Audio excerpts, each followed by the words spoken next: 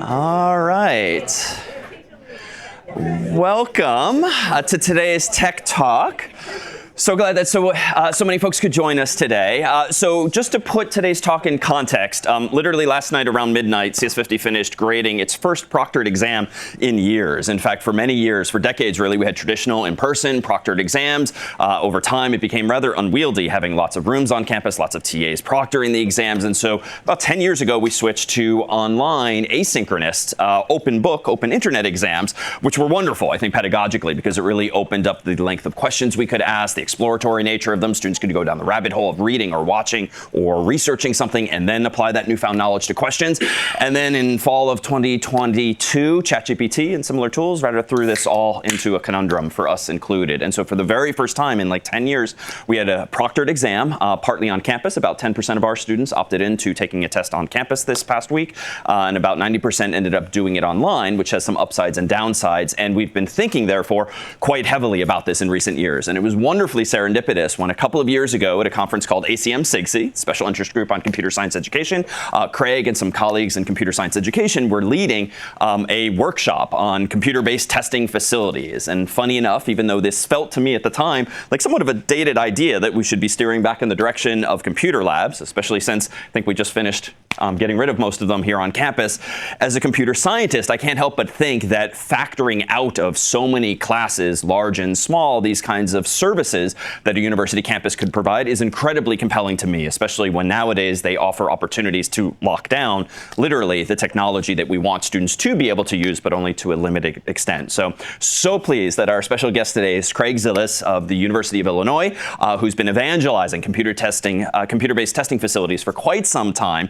Is here today to talk about his experience and my hope, selfishly, to plant a seed here on campus that this is something we too as a university should be thinking about all the more. Craig's research in recent years has been focusing on exactly this domain and more broadly on application of computing and data to education. Prior to that, on lower level compilers and architectural design, but so pleased to have him here in all of his capacities today.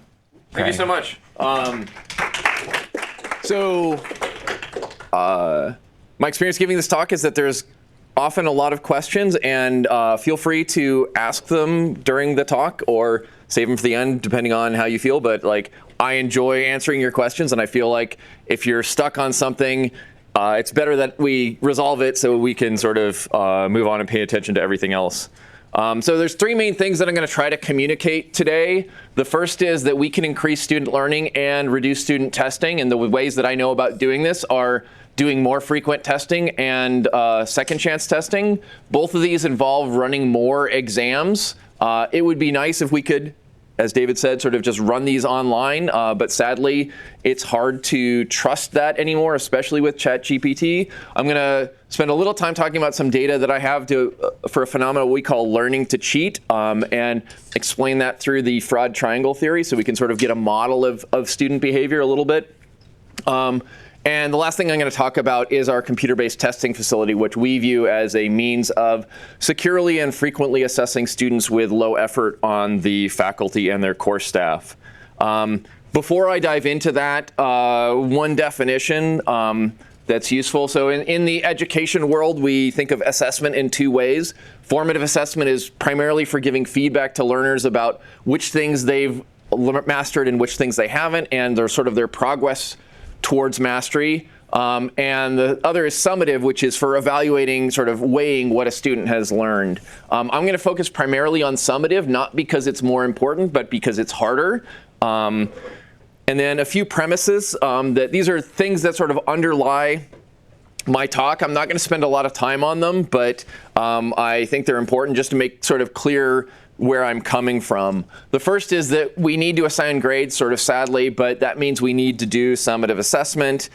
The second is assessment also helps learning, sort of both motivationally, like having an assessment causes students to practice, and mechanically that practice is what education believes is what leads to long-term storage of things. So in particular, what's called spaced retrieval practice, which is using the information that you think you know to solve problems or do things, and doing that in a manner where I do some of it now and I do some of it later and I do some of it later, so distributing it over time. Third is Gen AI makes it hard to trust anything without knowing its provenance. I think it's a losing battle to look at an artifact that a student produces and say, did they use Gen AI to produce this or not? Provenance is a word that means I can trace its whole path between when it was created to how it got to me.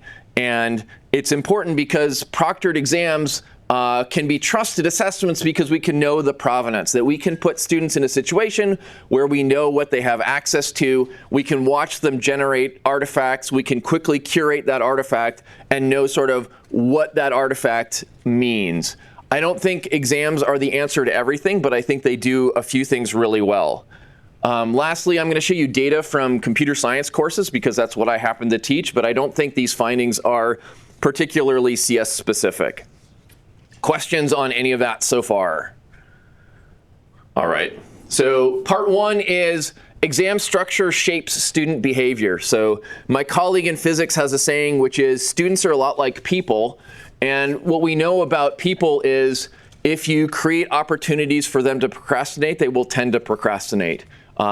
In contrast, if we do frequent testing, that encourages students to learn the material as it's introduced, what I'm going to call earnestness, and you can get out of the students more studying in aggregate. And I'm going to show you data on both of these. And these, I believe, are the mechanism that translates into higher exam performance, which I think is a proxy for how much has been learned. And the students also have lower anxiety from frequent testing.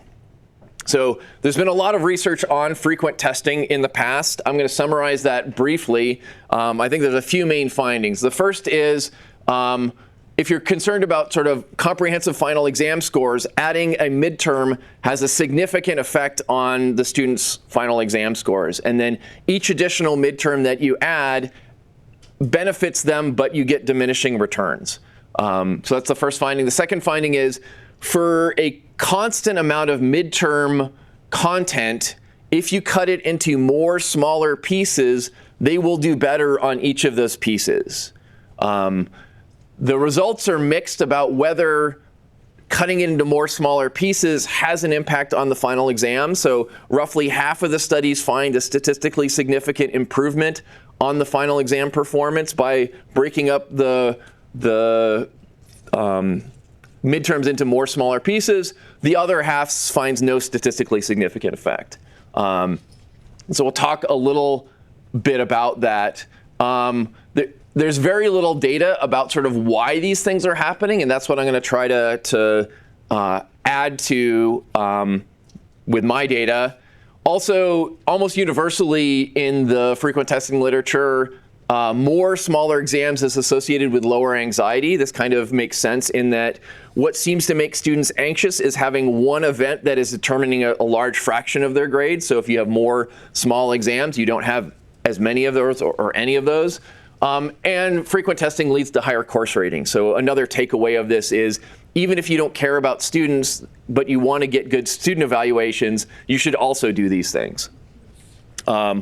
Okay, so I'm going to show you some data. This is collected from a CS1 for non-technical majors. This is, at our campus, we have 3 CS1 classes that are taught by the CS department. This is the gentlest that's used by our College of Business, and we run at about 600 students per semester, which means we get a lot of data and we can do science on the students.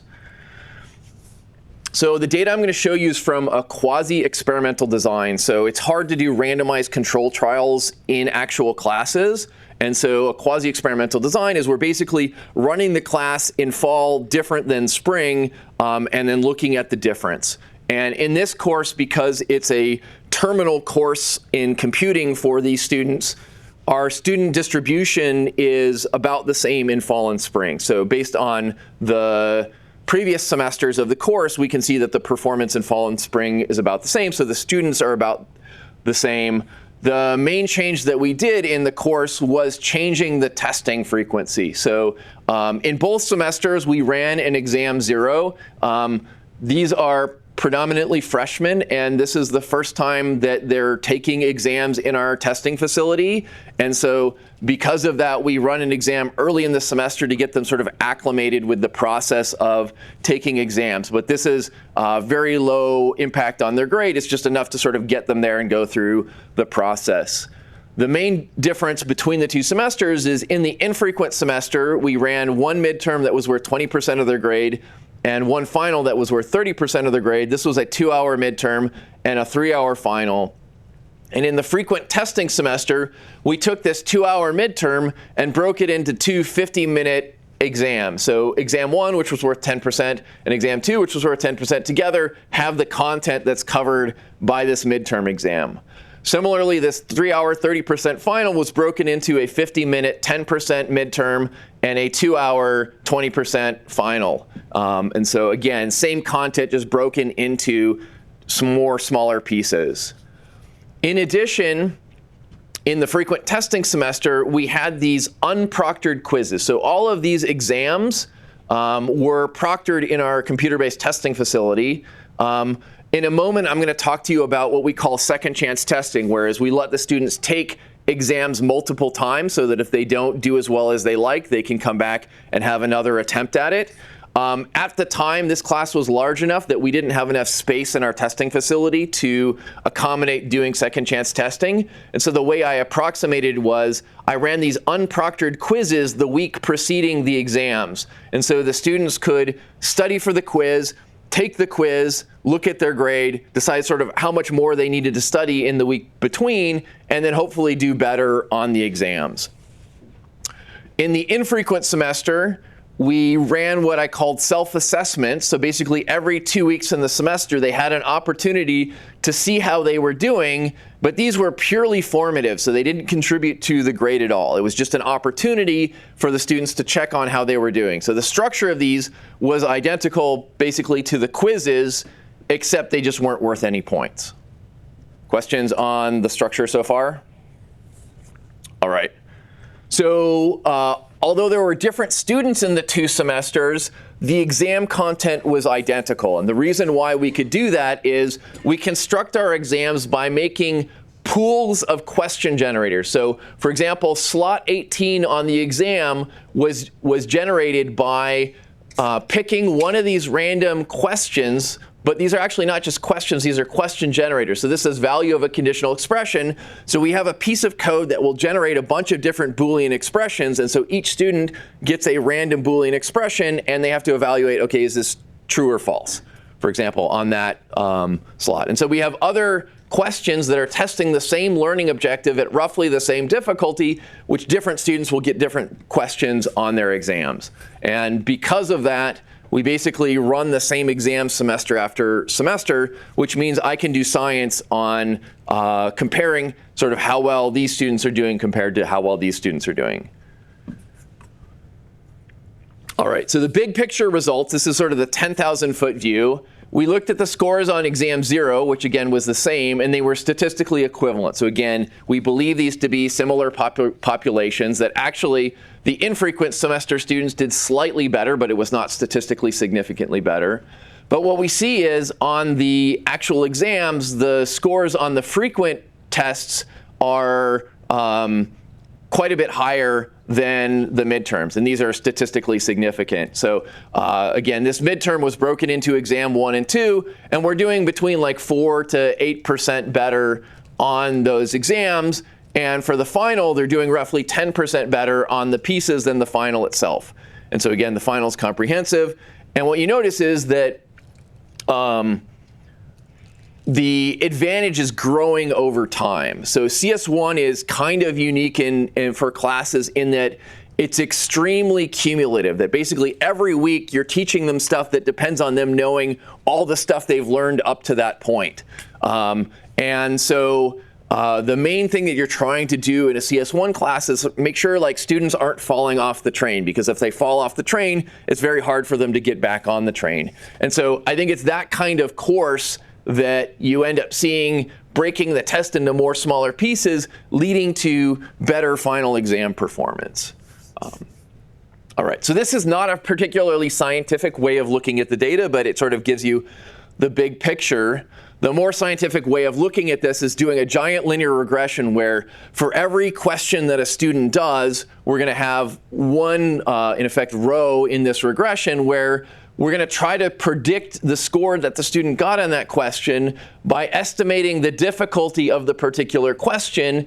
And this is the thing that we care about, which is which context the student got the question. Did they get it on the large midterm or one of the small frequent exams? And so how much better are they doing on it when they get it in the smaller exams? And so what we see when we do this more scientific way is that for the questions that show up both on the midterm and exam 1, the students are doing slightly better on exam 1. So this is 3.5% better on average for this kind of question. The important thing to note is this exam is happening 3 weeks earlier in the semester than this midterm. So the students are doing better even though they've had less practice on it. By the time we get to the same point in the semester for the questions that are on exam 2 and the midterm, they're doing about 10 percentage points better on those questions. Similarly, for the final exam, 3 weeks before the finals period, they're either doing slightly worse, slightly better, or quite a bit better. But when we get to the final exam period, again, they're doing consistently better. And these 3 stars mean that's a p-value of 0.001, so highly statistically significant. So again, consistent with the previous literature, breaking the exam into more smaller pieces helps the students score better both on the midterms themselves, but also in this case on the comprehensive final exam. So the question is why is this happening? I'll pause a second if there's questions on this data. All right. So why is this happening? So we did a bunch of surveys, we did interviews, and we can look at other sources of data to try to triangulate why this is happening.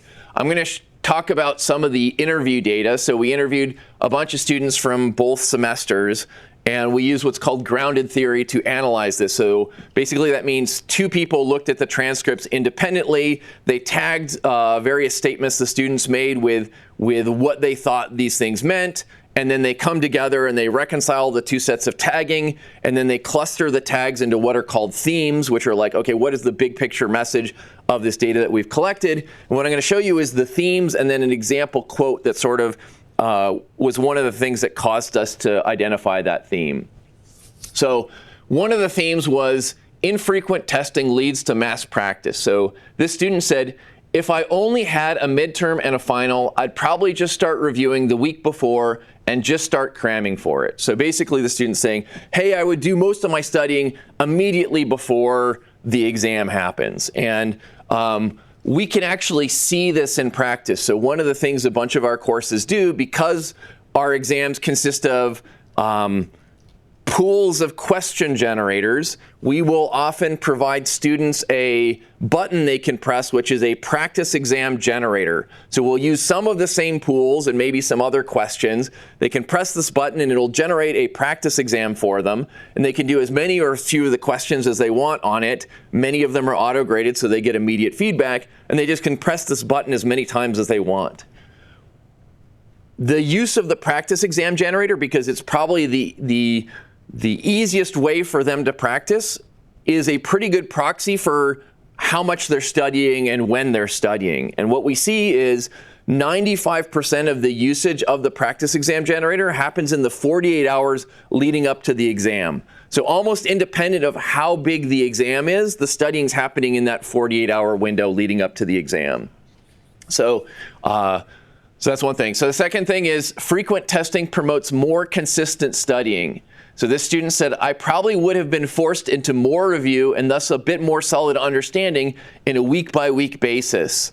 That they were more likely to keep up with the material. And what's interesting, we did interviews of faculty, and the faculty saw a similar thing. So in a faculty survey, one of the faculty said, the computer-based testing facility allowed us to move from 3 midterm model to a weekly quiz model, As a result, students are staying on top of the material better. Students are more participatory in class because they have not fallen behind. So it was noticeable to the instructor that the students were more interactive in class, that they knew more because, when they shifted to more frequent testing. And then this one's my favorite. So this is a flipped class. So in the class, we have them do reading before class, and then in class, we used clickers in this class because it's so large, that I would pose problems to the students and they would solve them and talk to their friends and solve them again. And in order to sort of encourage the students to actually do the reading, I don't know if you have this experience where you tell students to read stuff and then they don't actually read it. We were using an electronic textbook from Zybooks where you could, embedded in the text are a bunch of questions. And so they do these activities as they're reading and they get points for doing that. And I can assign them to do that before class. So hopefully they'll understand the material before they come to class. This student says, had I had frequent exams when I'm working through Zybooks and stuff, I would make sure that I'm actually understanding what I'm doing instead of just trying to get the participation points. And I think this is super honest of this student, but they're basically saying, hey, if the exam is far away, I'm going to get the points now and try to learn the material later. And what's interesting is we can see this at a class scale. So we worked with Zybooks. They had independently created this statistic called earnestness. So in their books, they have two kinds of activities. They have multiple choice questions.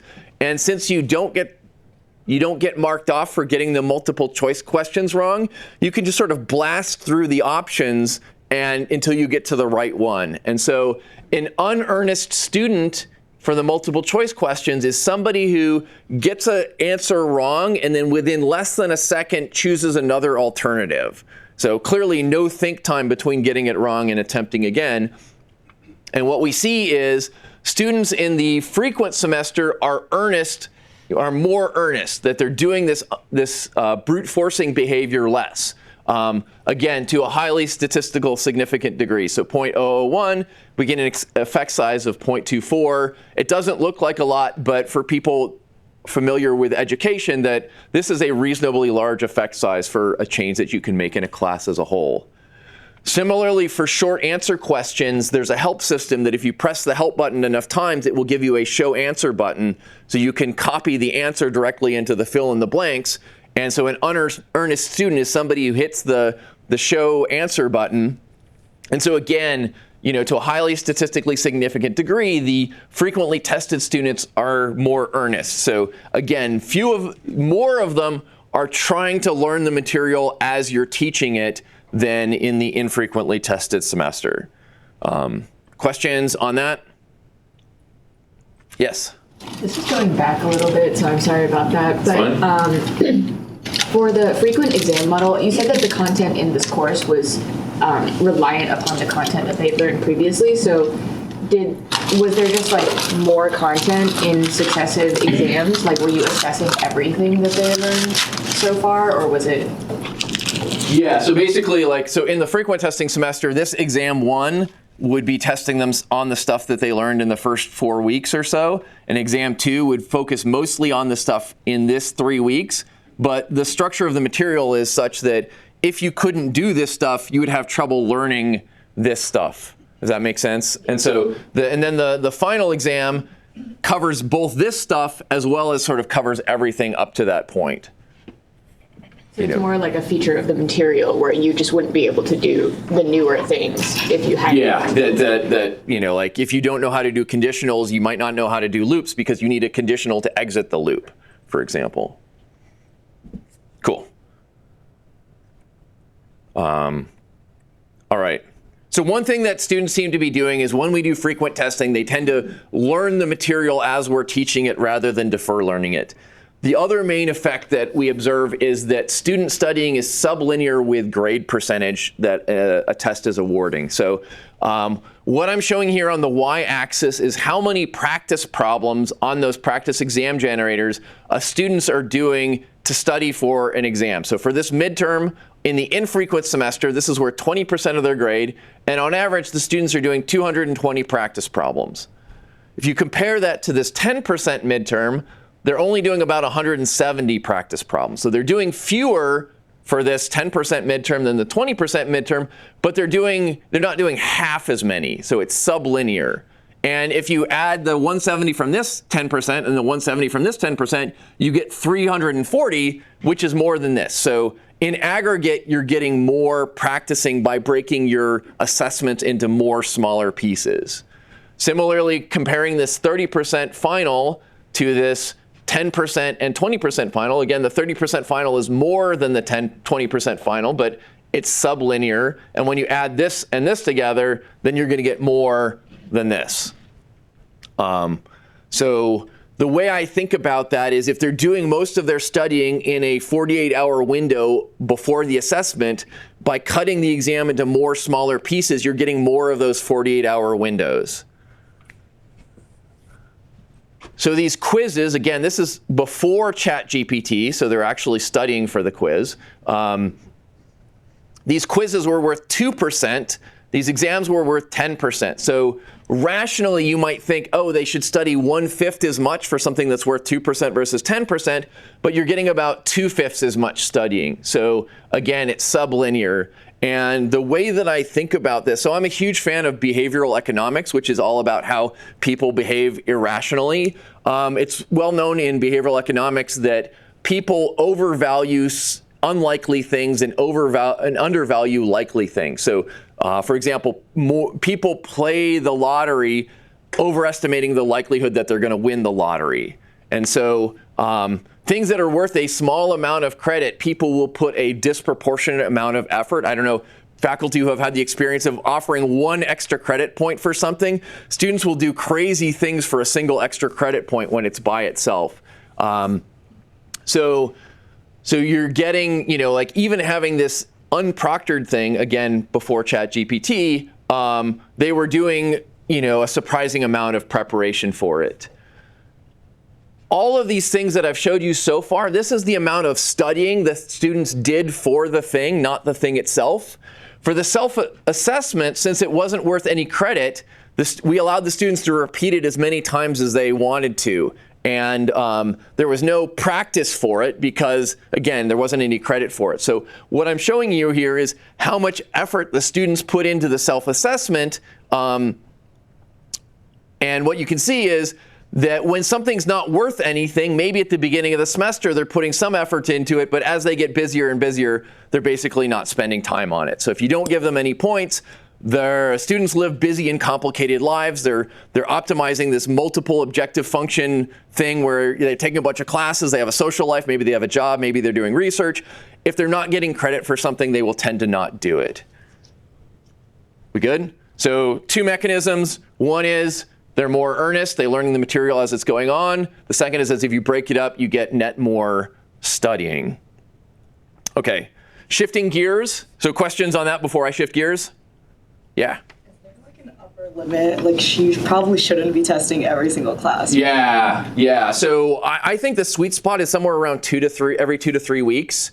That again, if you're testing every week at sort of, at a reasonable stakes, then, maybe they're taking 4 or 5 other classes. They basically have an exam every day, which I think, being in a stressful situation constantly is sort of like what leads to things like PTSD. And so that's not what I'm trying to create for my students. And so I think every 2 to 3 weeks is enough to cause people to be like, oh, I can't put this off. I'm going to have to learn it pretty soon anyway. I might as well just learn it now. Is that? Yeah. If you do it every 2 to 3 weeks, do you have to make room for them? Because what I struggle with is a weekly cadence of assignments, and it feels like something's got to give if we're going to do more of this. Yeah, so on our campus, we have to give back some of the in-class time when we do out-of-class testing. And so the mental math that I use, which nobody, students or faculty or administrators have pushed back on, is we run typically 50-minute exams, but I think of those as 25-minute exams that I'm giving you 50 minutes so that you're not time limited on it. So for every 2 of those, I give back 50 minutes of class time. And then any of the optional second chances, since they're optional, I don't give back class time. But you do also have to be concerned about, overburdening the students with that. So that's another reason to sort of cap how frequently you're doing this. But I think there's a huge difference between 7 weeks between exams and 2 or 3 weeks between exams. The other benefit is from this picture that if a student is struggling, if your first exam is in week 4 or something like that, if they're struggling, then they only have this amount of stuff to make up. That if their first bad grade is happening in the middle of the semester and they're really off track, then it's much harder to get back on track if you're deep into the semester. All right. So shifting gears, the other thing that we've seen a lot of benefit from is what we call second chance testing. The idea is we're offering every exam twice. We do it 1 week apart. In our testing facility, the students actually, the exam is graded interactively. So by the time they leave the testing facility, they know for anything auto-graded which questions they got right or wrong and what their score was. So they can immediately go start studying the things that they got wrong. The second attempt is optional, and the grading policy is interesting that you might think that if they get 100% on the second version of the exam, they should get 100% overall, and I agree with you, but what we find is that some students will say, oh, I can get all of the points on the second exam, I'm just not even gonna take the first exam. And that sort of defeats the whole purpose. You're just sort of delaying the student studying a week into the semester. So what we do is a grading policy. This is an example. You get 90, if you take both exams, you get 90% of your maximum score and 10% of your minimum score. It seems like anything that puts some emphasis on your first exam performance seems to do good. We've looked for the optimal policy, and it seems like the policy space is pretty flat, that anything that sort of causes people to take the first exam seriously seems to work, and so this is an example of that. What we see when we do this is a reduction in failure rates, and it in general tightens the distribution, reduced test anxiety, and increased perception of fairness. I have many fewer students complain about any sort of fairness in my class when I give them 2 attempts. That if you take 2 of my exams and you fail both of them, you kind of realize it's probably you and not me. So what is this trying to do? That if we run every exam once, that's great for the students that are doing well, but for the students that are struggling, this student's struggling and they have no incentive to sort of go back and learn A because the course has moved on. They have to start learning B, and if B at all depends on A or just the student struggling, that may sort of turn into a catastrophe by the end of the semester. There's a lot of agreement in the education community that the right thing to do is what's called mastery learning, which is basically you have to master the current thing before I let you to progress on to the next thing. And if that takes you a bunch of tries, so be it. The problem is this is really good. It just doesn't fit very well in our fixed length semesters. And so what second chance testing is trying to be is an approximation to mastery learning that fits in our semesters. So basically, if you're struggling with some material, in parallel with the class moving on, I'm going to give you an opportunity and an incentive to go restudy this material and demonstrate mastery of it. And maybe, this isn't enough to sort of have every student do great, but what I'm trying to avoid is these students that are really struggling from failing out, that I'm sort of trying to get everybody to meet some level of mastery of the material. And these students are doing more work than these students are because, again, in parallel with learning the new stuff, they're having to relearn the stuff that they didn't get. And even though we can't modulate the length of the semester, we can modulate how many courses a given student is taking. And so if you're a high-performing student, maybe you're taking 5 or 6 courses, and if you're struggling along, maybe you're taking 3 or 4 courses because you're doing a lot of repair as you're going through your semester. But the goal is to get you to pass all the classes or at least meet your grade objectives in all of those classes. All right. So to me, the best thing about, well, in addition to more students succeeding in my courses, the best thing is that second chance testing allows me to maintain high standards in my course. So you can ask the students to do a hard thing, have the students attempt it, have some of them fail, and not have to be like, oh no, I need to sort of lower my expectations or I have to fail a bunch of students. I can say, okay, you failed to do this. You have a week. Now go and spend a bunch of effort to figure this out and come back and do it. So this is one of the hardest learning objectives in my sophomore level computer organization course. In one 50-minute exam, we say, here is working Verilog for a MIPS subset single cycle processor, for anyone who knows what this means. Here's a new instruction, modify the Verilog to not break any of the existing instructions, but now implement this new instruction, 50 minutes go. So that's a hard thing to do, but I believe if the student can do that, they understand how a computer works at a pretty profound level. In this semester, about 30% of my students failed to do this on their first attempt, but then 3% of them were able to do it on their second attempt. So I asked them to do something hard. They failed, a bunch of them. They figured it out. They came back and demonstrated, and I didn't have to sort of, back down. So my exams have actually gotten a little more sophisticated when I shifted to computers because I could do things like that. Question? What if they perform worse in the second exam? So, like, how does the formula affect the final? So their grade will go down. So the question was, what happens if they do worse on the second chance? And so in this course policy, their grade would go down.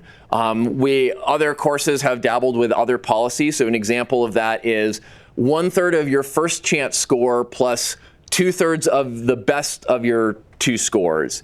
And so in that policy, your grade can't go down. We call that safety. What we find when we do something like that is you will get more students retaking the exam, but not necessarily more studying. So because, some students will just be like, oh, I'll just take another roll of the dice and see if I do better. So it all comes down to sort of like what you want to encourage from your students.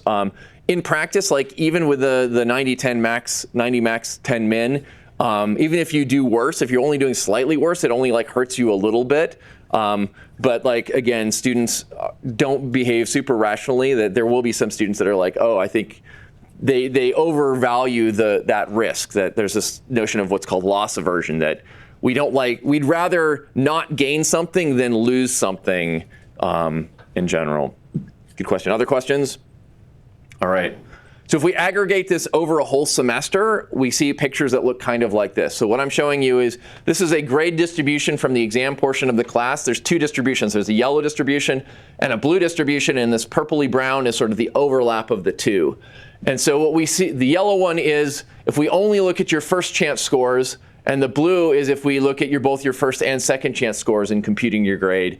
And what we tend to see is that there is a tightening of the distribution. So this yellow tail of the distribution is being pulled in. So more of the students are sort of meeting expectations. There's a little bit of people who were getting sort of B levels and moving up to A level. But I think that's less important to me than sort of getting this big yellow tail sort of sucked in.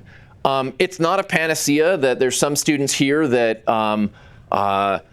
second chance testing didn't help. That if your grandmother dies and your dog divorces you and you get mono all in the same semester, like sometimes their student's life just implodes and like they just need to circulate, do another semester. But I think at a statistically significant level, like we're getting this tightening of the distribution.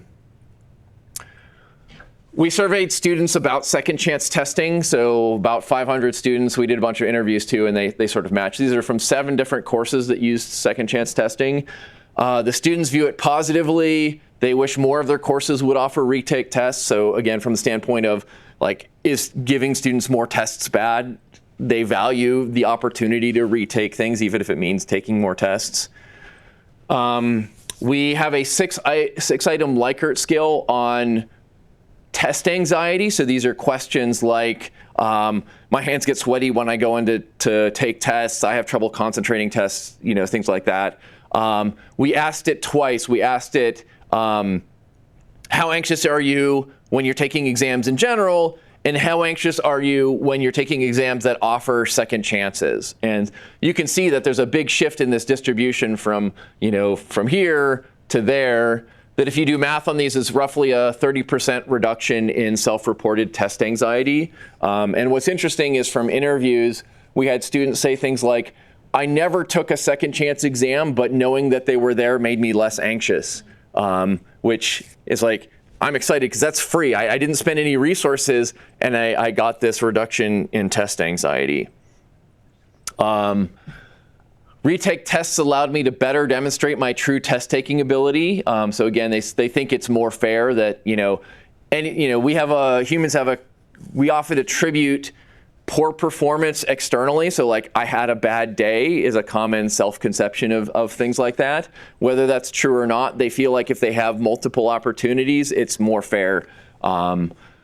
And then again, I feel that faculty that offer retake tests care more about their students than faculty that don't offer retake tests. So again, even if you don't care about students, if you want to pretend that you care, you should do this. So putting this all together, so in our introductory solid mechanics class, so this is one of the statics, dynamics, solid mechanics sequence that all of our physical engineers take. They shifted from 2 2-hour paper-based midterms in one semester to 5 50-minute computer quizzes along with 5 second chances. And the data that I'm showing you is on a final exam. So in these 2 semesters, they used the same final exam because they didn't hand the final exam back, so they did it because they wanted to do science. And that final exam was also paper-based, so the students had to show their derivations. And so these students taking computer-based quizzes where they only had to show the final answer were actually at a mode disadvantage, but they did significantly better. So the numbers of D's and F's on that final exam dropped by more than half, and the whole distribution sort of shifted to the right. And so in my mind, a comprehensive final exam is a pretty good proxy for sort of how much has been learned. And this frequent testing, along with the motivation to sort of go back and learn the stuff that you didn't know, seem to have a huge impact in this class. And so again, this is sort of the effect that we're trying to get to. Questions? Yes, in the back. I'm curious about if you go back one to look at the our 2 grade distribution. One of the issues that we are talking a lot about here at Harvard is grade compression, and faculty are being asked to make sure that their grades have a wider distribution. So are you guys talking about, is that a super Harvard problem, or is that something you guys are also talking about? Being a public institution, we have a little less pressure from students to give them all A's than you guys do. It is a concern. I think in my mind, again, things like this, lets you raise the bar of the expectations. I like being in an environment where I can ask the students to do hard stuff, and then my job is to help as many people get over the hump as possible. I feel like if you can look in the mirror and be like, I'm asking the students to do hard stuff and they're all doing it really well, that's the place that I'd like to be in. I feel like that's pretty defensible. I know it's hard from the outside for people to see that, but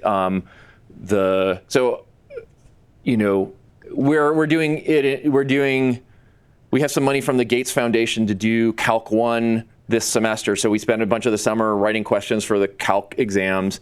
And the faculty member, their biggest comment so far is, my students are doing too well. I have to make my exams harder. And it's like, can't you be a little excited that they're doing better? But it does let you sort of have higher expectations of the students if you have the mechanisms that are supporting the students to do better.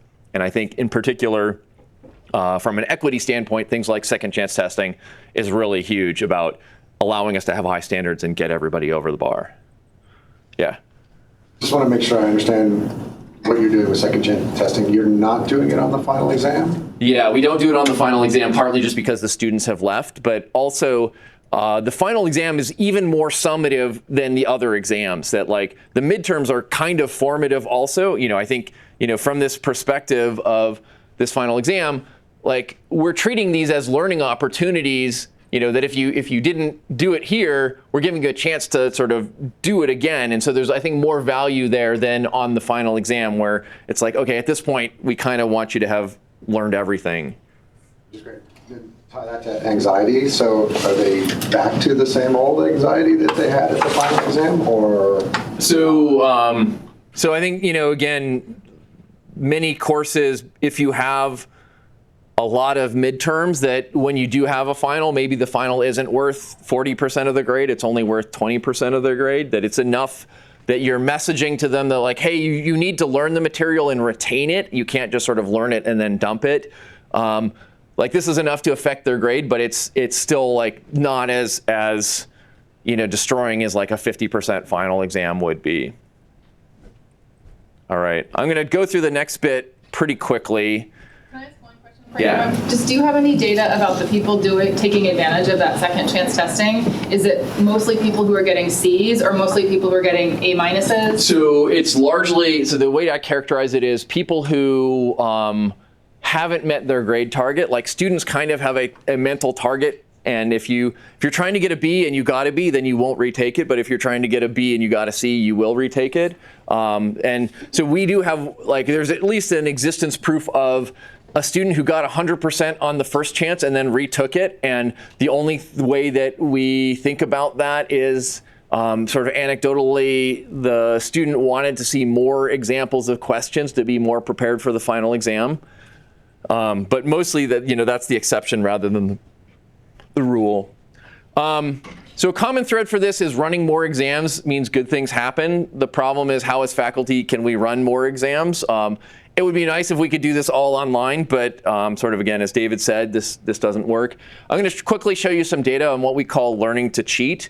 Again, this first class I was telling you about, we have these proctored exams and then unproctored quizzes the week immediately before this. What we realized after the fact is we'd created what we call a cheating honeypot. So for people not familiar with the term honeypot, in computing, you take a machine that you leave unsecured and you just put it out in the wild and sort of see what attacks happen on it.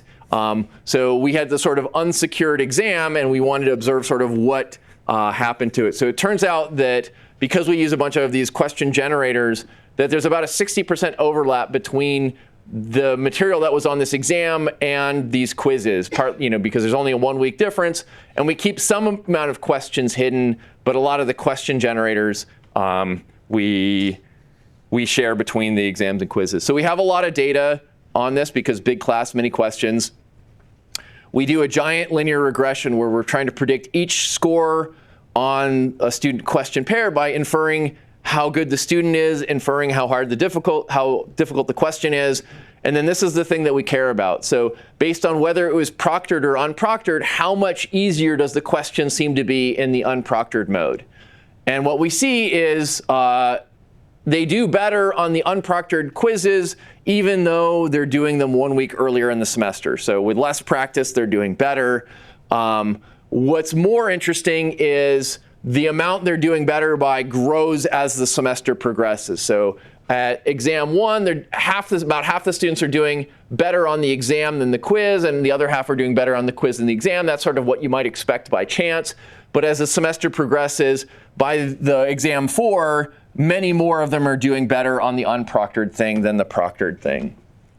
And while this unproctored advantage is growing as the semester progresses, the amount of studying that students are doing for those unproctored quizzes is going down. So again, this is based on our practice exam generator. This is the number of practice exams on average that the students are doing. So they're doing better on the quizzes while they're studying less for them. So Occam's razor kind of suggests that this is cheating. And in fact, the amount of cheating in aggregate is growing. So how do we think about this? So I think it can be explained by what's called fraud triangle theory. So I didn't come up with this, and it's not education specific. It's sort of true for Wall Street as it is for education. There's 3 requirements for fraud to occur. First is there needs to be perceived pressure, incentive, or motive. So for our students, they can't earn their desired grade without cheating. The second is perceived opportunity. So, if the exam isn't secured, if cheating isn't prosecuted, they think they can get away with something. And then third is a rationalization. And I didn't think about this myself, but most of us want to think about ourselves as good people. And students know that cheating is wrong. Like, there's lots of surveys that support that. And so how can I think of myself as a good person while I'm doing this behavior that I know is wrong? And so we do that through narratives. So these narratives sound like, everybody's doing it. This class is too hard for anybody to pass without cheating. The professor doesn't care if we cheat. These are the stories that we tell ourselves to allow us to do things we know are wrong. And so what's true about this data is all of these things are getting stronger as the semester progresses, that the course gets harder, and so more students can't get the desired grade without cheating. The more time you have in a testing or assessment context, the more you get a sense for what you can get away with. You can sort of case the joint and maybe talk to other students. And the rationalization, you talk to other students, you find out other people are cheating. You're like, okay, well, if everybody's doing it, then I need to do it to sort of keep up. So our answer to this conundrum of how do we run frequent exams and get all the goodness from them without a lot of cheating is our computer-based testing facility. So this is a picture of one of our facilities. Basically, we took those computer labs that we don't need anymore because the students have laptops, and we've converted a number of them to testing facilities. So they just look like computer labs. So this is an 85-seat room. We proctor it 12 hours a day, 7 days a week, not 70. There's only 7. And they tend to run at about 70% capacity. So these are the most utilized spaces on campus because nothing else is used that much. They're proctored. So the important things are we control the machines, so we control what you have access to. So we know they're not using ChatGPT. We know they're not talking to other students. We have proctors presence. The proctors scan their student IDs in. They check to make sure it's the right student. We assign them to a random machine.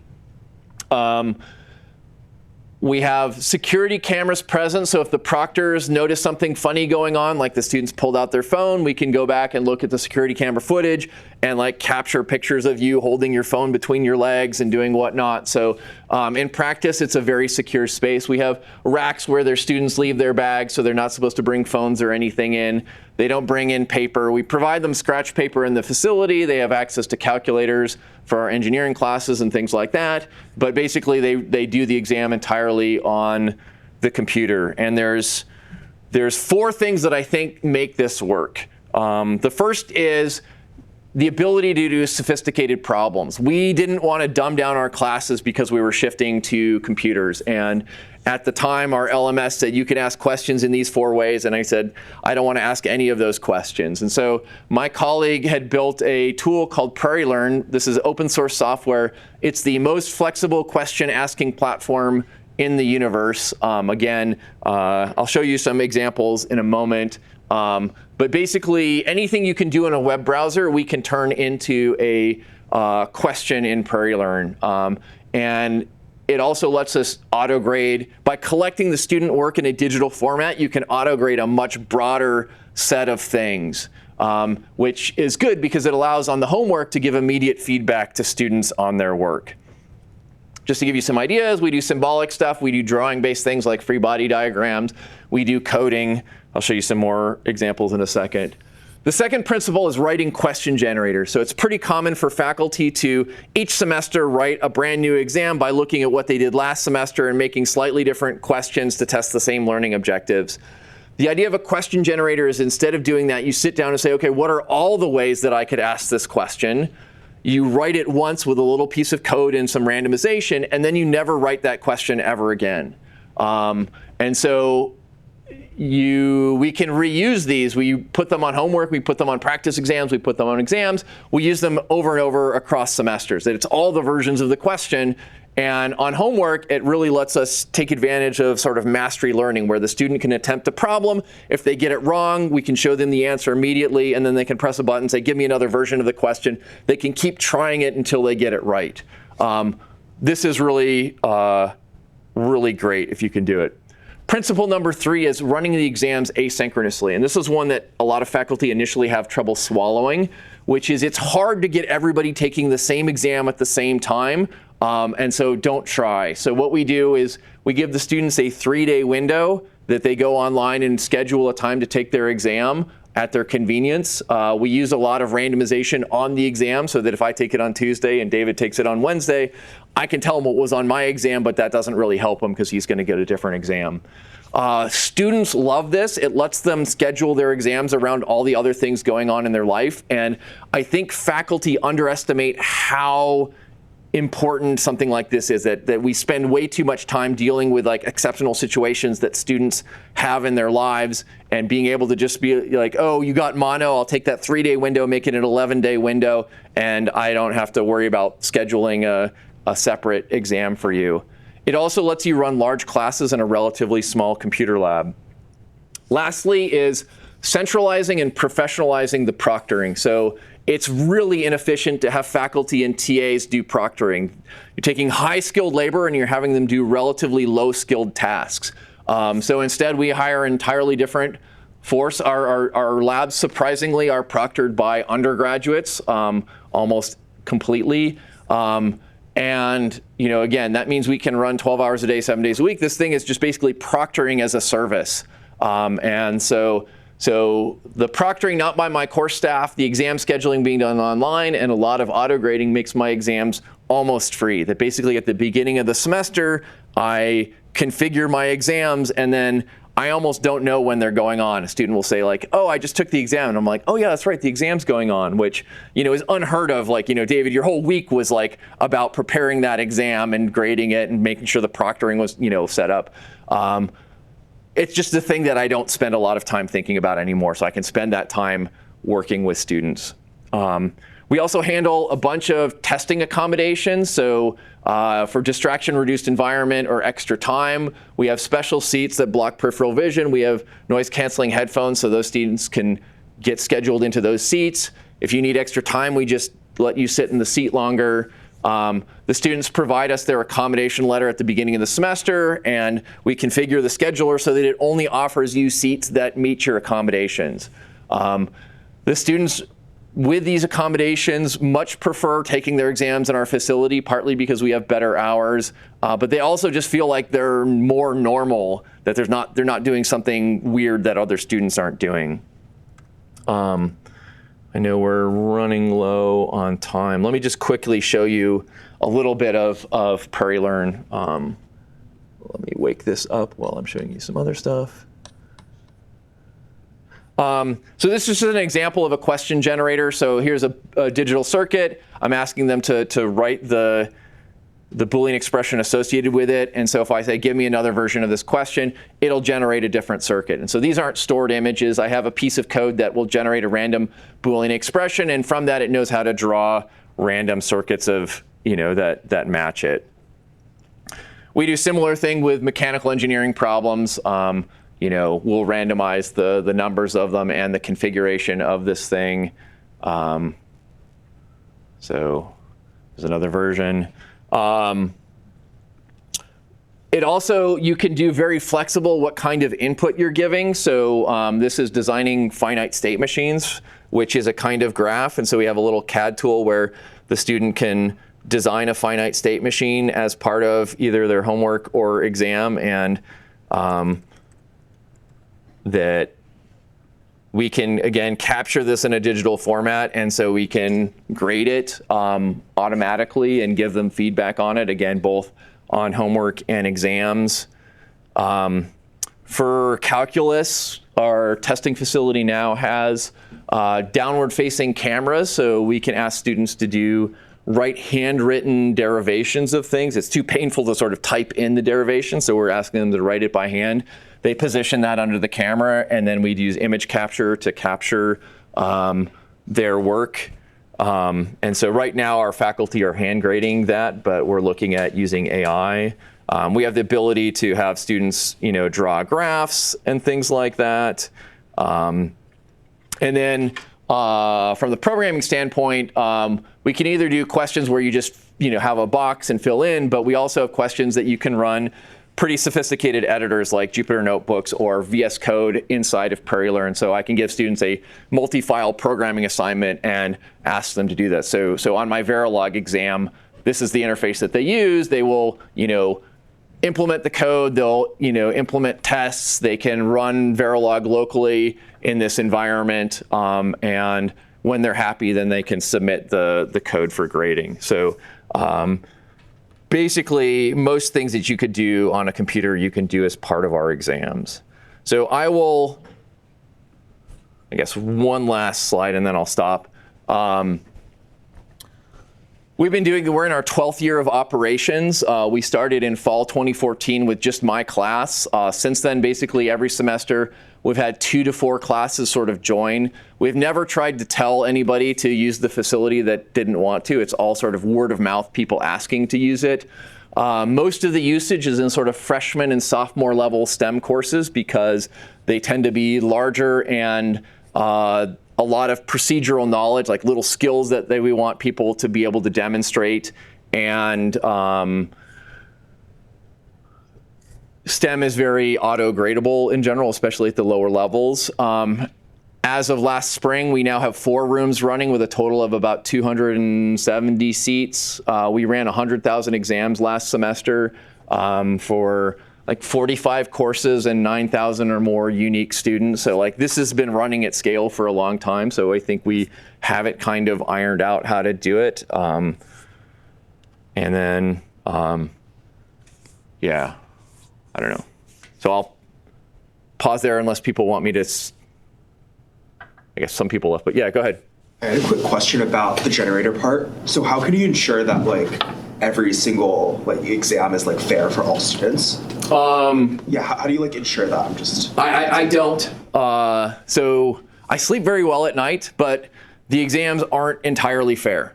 But the uncertainty in the exam, I think, is less than the amount of difference you get between 2 different faculty teaching the same class.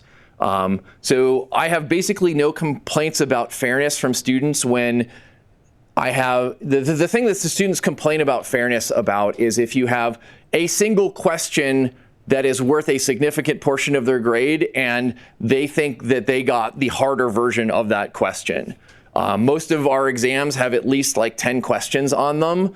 And so, and that like maybe you got the slightly harder version of one but you're getting slightly easier versions of others. So like, so within a pool, we try to make it only like a 10% difference in difficulty and sort of aggregated over many, many questions. I think it kind of evens out.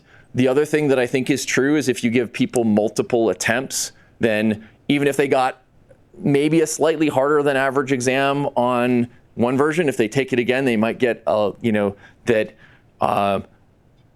lots of people are worried about this. I sleep really well because there's so much difference between how different faculty will teach the same class that why is that not a fairness concern and within my class is a fairness concern? I'm not trying to diminish what you're saying, but in practice, I have very few complaints about, basically no complaints about fairness in the way that I'm teaching my classes. Yep. Is there data to suggest that the types of questions that can be automatically generated are at least as good or better than the ones that I'd like to think I and our team take pride in spending hours crafting and writing and thinking, wow, this is a really good question we just wrote? So like we have a lot of pride about the questions that we write. Like, I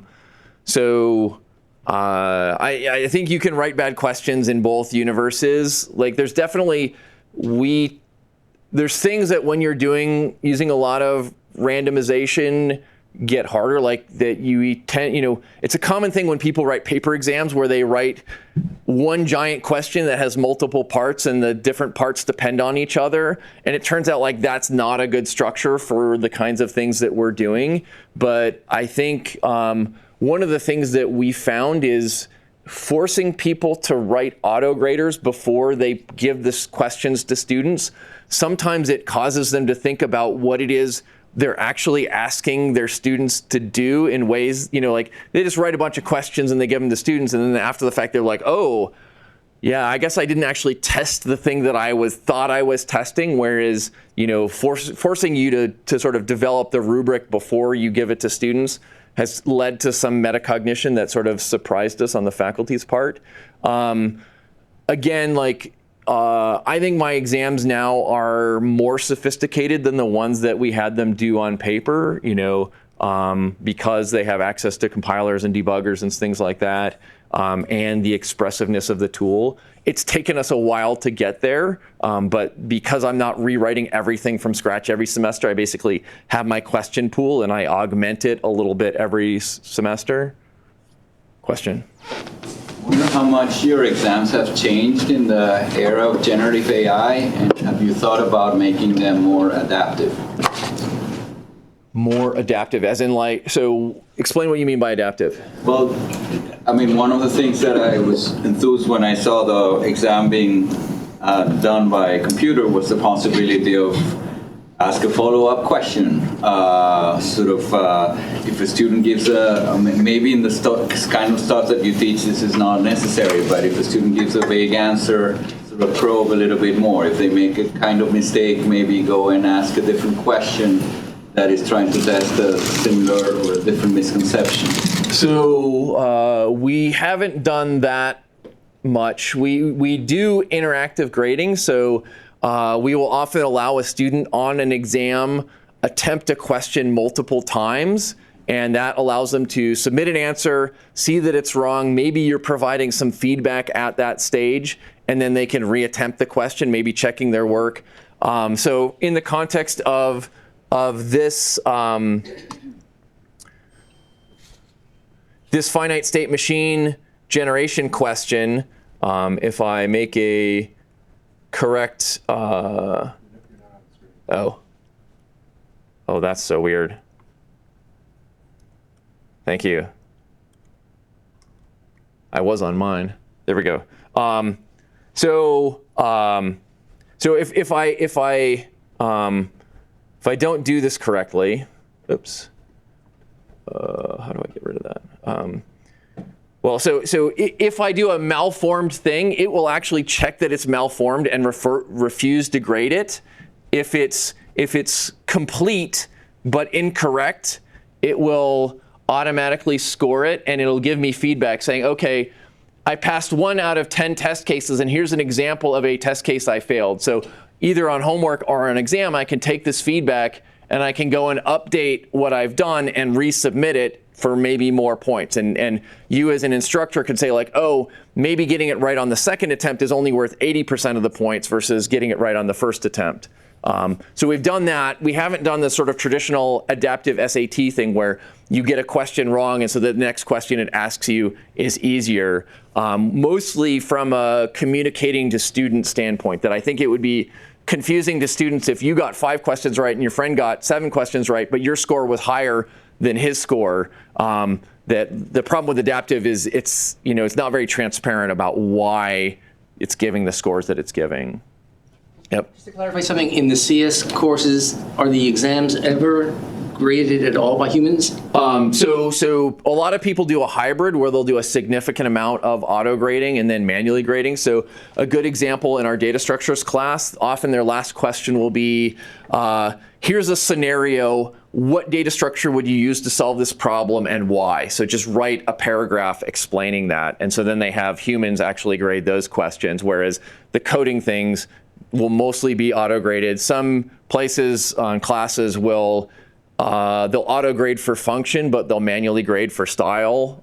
So PrairieLearn has sort of grade scope style support for manual grading in it also, so you can kind of do a hybrid of two. There's a scenario where there's just a small subtle error, right? The code is basically correct, but it's producing the wrong results because there's a tiny little... Yeah, and so we mostly don't for that, partly because it's a pain in the ass, and I think it's a huge waste of time, that instead allowing students to have access to compilers and debuggers and be able to write tests so that they can make sure that their code works, and allow them to submit multiple times, maybe for the same amount of credit, maybe for less credit, really gets you out of the habit of having to, like, they should be able to know that they did it correctly before they submit it in many cases. Right, sometimes they can't, right? So they submit something that's And so for us, we say, I'm sorry you couldn't do that. Now you have a week. Try to figure out how to do it and come back and actually show me that you can do it. So it lets you sort of maintain that higher standard of, it's important to actually do the thing. Yes? Regarding the proctoring aspect and academic integrity, do you have any screen recording on, or is the assumption that the computers are set up in a way that that student is not going to be able to do anything they're not allowed to do on that computer, assuming they don't have a cell phone or something? Yeah, so basically we trust the computers because we control the networking and file system of them. I know of no exploits on the computers. That all of the cheating happens by people trying to sneak in cell phones, trying to sneak in pieces of paper, writing on their arm. And so that's the proctor sort of looking out for weird behavior, and then we can capture that, on the security cameras after the fact. Having undergraduate staff the labs, are they expected to intervene in any way, or simply log that? They sort of simply note it. They communicate through Slack to the full-time people that. So we have 4 full-time people that run the lab, and their jobs are to interact with faculty, to hire, train, schedule the proctors, and to handle like any exceptional stuff like academic integrity stuff. So the proctors will notice something, they'll communicate to the full-time people, they'll go and do the review. And so like there may not be any intervention that actually happens during the test, but later we've actually set up our system so our testing facility people can enter in the academic integrity report into the web-based system and then hand it over to the faculty member who can then review it and then press the button and make the accusation. And those are like the most bulletproof cases. Normally, like I stress a lot about filing an academic integrity violation because it's sort of like, yeah, I'm 98% sure this is cheating, but like, I don't really want the students to appeal and go through all that hassle. But like when we have video evidence of you like pulling your phone out of your pocket and sitting with it and scrolling through, it's like, there's not a lot of question about what happened. Cool. Thank you all. Thank you so much.